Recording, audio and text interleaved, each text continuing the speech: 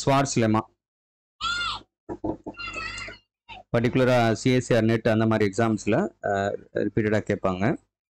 இல்லை டிபிஎன் open unit disk, சிம்பிளாக சொன்னோன்னா mod z less than 1 அப்படி தான் இருக்கணும் இல்லை. பட் யூஸ்வலாக ஓப்பன் யூனிட் டிஸ்க்னா நம்ம இப்படி எடுத்துக்கிறோம். இதோட மீனிங் என்னென்னா ஓப்பன் டிஸ்காக இருக்கணும், ரேடியஸ் வந்து ஒன்றா இருக்கணும், அதான் அந்த யூனிட்டுங்கிற வார்த்தை குறிக்குது. And f from D to D bar, D பார்னா என்ன அர்த்தம்னா க்ளோஸ்டு டிஸ்க். அதாவது இப்போ mod z less than 1 இங்கே இருந்தால் D பாருங்கிறது mod z less than or equal to 1, அந்த ஈக்குவல் டு 1 சேர்த்து பார்க்கணும்.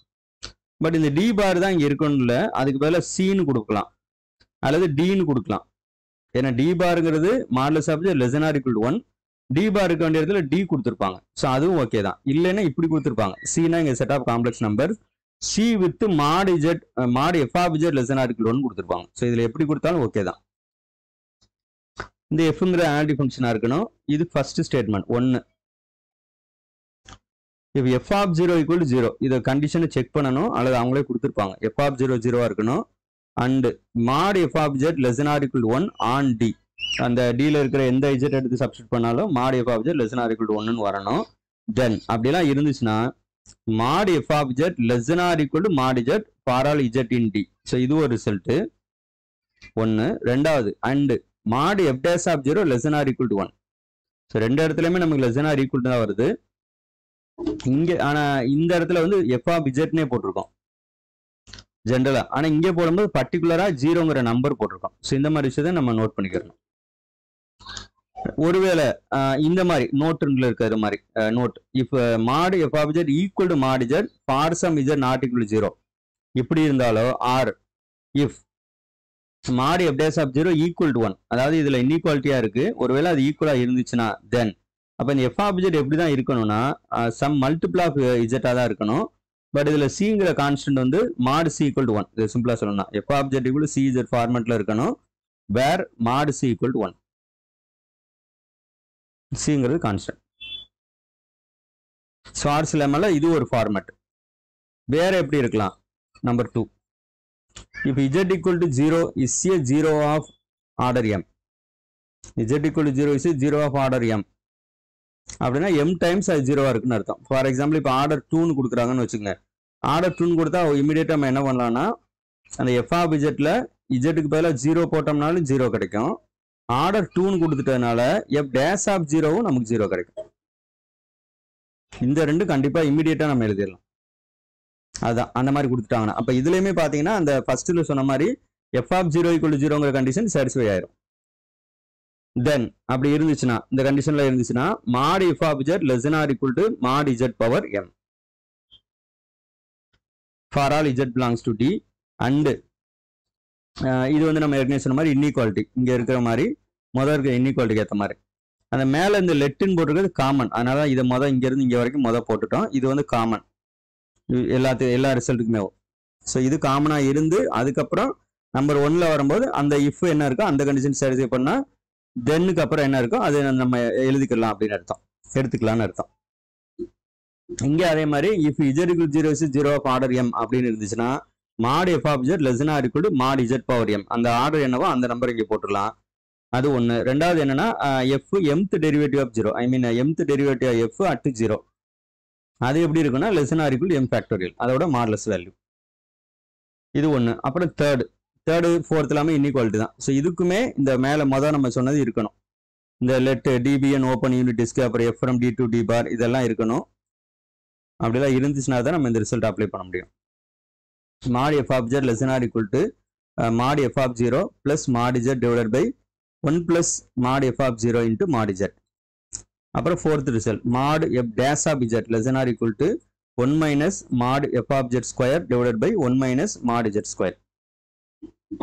இதில் பர்டிகுலர் கேஸ் இது, the non-constant entire function satisfying mod f of z equal to 1 for all mod z equal to 1 are of the form. இந்த கண்டிஷனை satisfy பண்ணுற function எல்லாம் mod z equal to 1னா அந்த boundary மேலே இருக்கிற பாயிண்ட்ஸு, அதை எடுத்தோன்னா அதுக்கு ஃபங்க்ஷன் வேல்யூ கண்டுபிடிச்சிட்டு அப்புறம் மாடலஸ் போட்டாலும் அதுவும் 1 தான் வரணும். இதான் அதோட அர்த்தம்.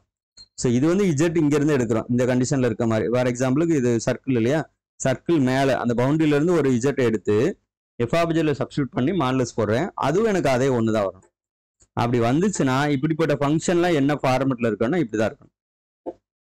F of z equal c into z power n. இந்த இடத்துல மாடு சிங்கிறது 1. எக்ஸாம்பிளுக்கு இந்த ப்ராப்ளம் பார்ப்போம். Let f from D to D, இங்கே டி தான் கொடுத்துருக்காங்க. ஹோலோமார்பிக்னா அனாலிட்டிக்னு அர்த்தம். Analytic function with f of 0 equal to 0. இந்த கண்டிஷன் நமக்கு தேவை, கரெக்டாக கொடுத்துட்டாங்க. டிங்கிறது ஓப்பன் டிஸ்க். ஓப்பன் டிஸ்க் அப்படின்னா என்னங்கிறது அவங்களே கொடுத்துட்டாங்க. Set of all z belongs to c such that mod Z less தென் 1. தென் அப்போ இதுல இருந்து நம்ம என்ன சொல்லலாம்? இப்போ இதை பார்த்ததுக்கு அப்புறம் இந்த 4ல் எதை அப்ளை பண்றதுன்னு முதல் யோசிக்கணும். இந்த முதல் இருக்குது வந்துருச்சு. லெட் டிங்கிறது open unit disc. F from D to D பாருக்கு பதில் டின்னு கொடுத்துட்டாங்க. இது கொடுத்துட்டாங்க. எஃப் ஆஃப் 0 ஈக்குவல் டு 0ங்கிறது கொடுத்துட்டாங்க.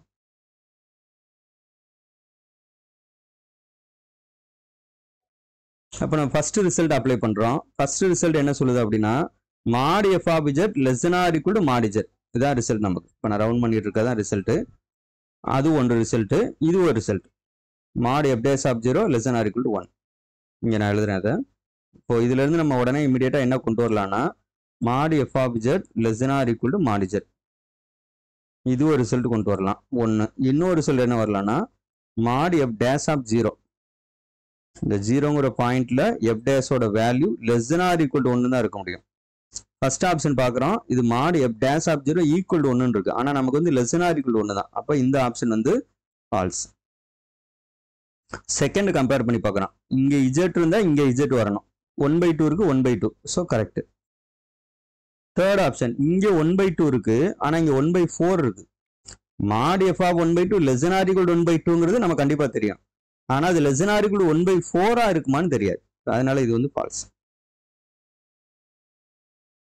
இந்த மாதிரி இடங்களில் நம்ம கவனமாக பார்க்கணும். 1/2ஓட கம்மியாவோ அல்லது ஈக்குவலாவோ இருக்குன்னு சொல்றாங்க. 1/2னா 0.5ன்னு வச்சுக்கோங்களேன்.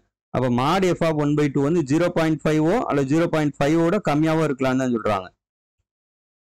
ஃபார் எக்ஸாம்பிள் 0.49 கூட இருக்கலாம். இதான் இதோட மீனிங். எக்ஸாம்பிளுக்காக நான் சொல்றேன். ஒரு 0.49 இருக்கலாம். ஆனால் இங்கே என்ன மீனிங் வருது? Less than or equal to 1/4னா less than or equal to 0.25ன்னு வருது. ஸோ இது ட்ரூவா இருக்க வேண்டிய அவசியம் கிடையாது.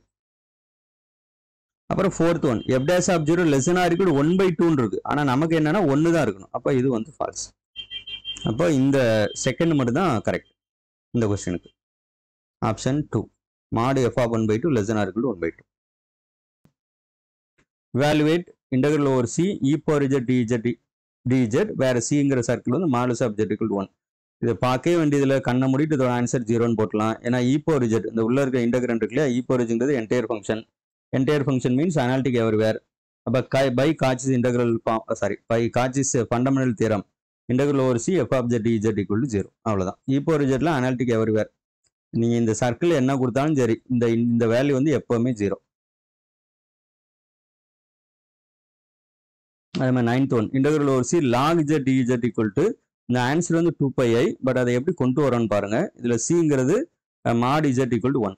இப்போ இந்த log z வந்து நம்ம இன்டெகிரேட் பண்ண முடியாது ஈஸியா. அதனால கொஞ்சம் வேற ஒரு ஃபார்மெட்டுக்கு மாத்திரம், போலார் ஃபார்முக்கு மாத்திரம். நம்ம இது சப்ஸ்டியூஷன் காம்ப்ளெக்ஸ் நம்பர்ல நம்ம பண்றதான். z equal to e power i theta ரெண்டு பக்கமும் டிஃபரன்ஷியேட் பண்ணுவோம். இப்போ dz equal to e power i தீட்டானா i into e power i தீட்டான்னு வந்துடும். டி தீட்டா இங்கே வந்து என்ன ஆகுதுன்னா ஃபுல் சர்க்கிள். இது மாடுலஸ் ஆஃப் z ஈக்குவல் 1ங்கிறது சர்க்கிள். அப்போ சர்க்கிள்னா ஆங்கிள் வந்து எனக்கு தீட்டா 0லேருந்து 2π ரேடியன் வரைக்கும் போகும். So 0 to 2π.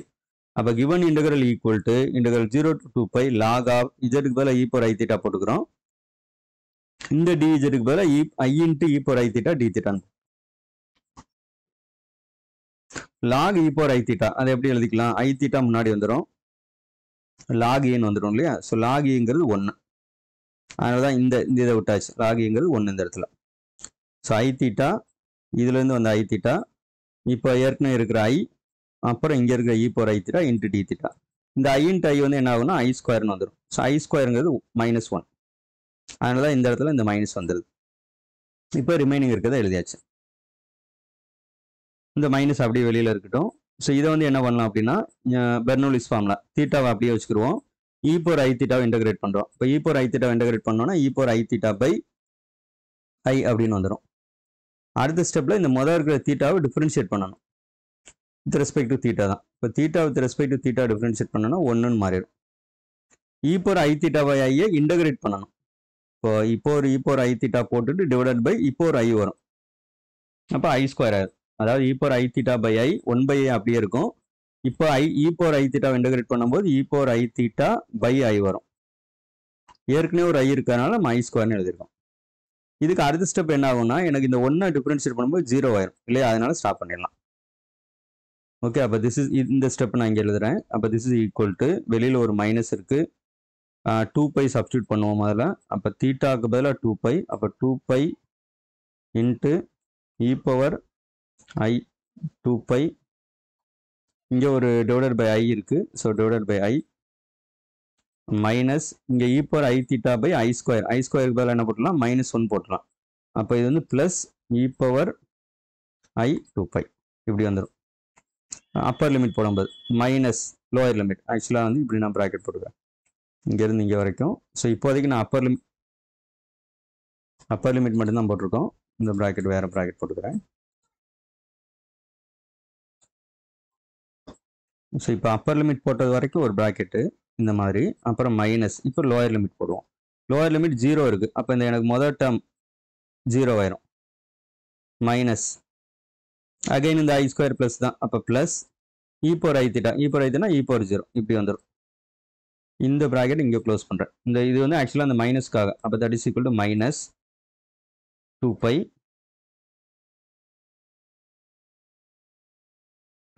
பை ஐ அப்படின்னு கூட வச்சுக்குவோம். இ பவர் ஐ தீட்டானா cos theta plus i sine theta. அப்போ cos 2π plus i sine 2π. Sine 2π 0, cos 2π வந்து 1. அப்போ இந்த இடத்துல எனக்கு என்ன வரும்னா 1ன்னு வரும். ப்ளஸ் அதே மாதிரி தான் இங்கேயும் அதே தானே இருக்குது, இ பவர் ஐ 2π, அப்போ 1 வந்துடும். இங்கே ஒரு minus e power 0, e power 0 என்னது 1. அப்போ இந்த 1 -1 கேன்சல் பண்ணிடலாம். அப்போ மைனஸ் இந்த 1/i இருக்கு இல்லையா, 1/iயோட வேல்யூ வந்து -i. இதெல்லாம் நீங்கள் டேரெக்டாக மெமரைஸ் பண்ணி வச்சுக்கோங்க. 1/iங்கிறது -i. அப்போ -i இன்ட்டு 2πன்னு வரும். அப்போ ஃபைனலாக நமக்கு என்ன வந்துடும், 2πi அப்படின்னு வந்துடும். ஓகே, அதான் இங்கே இருக்குது 2πi.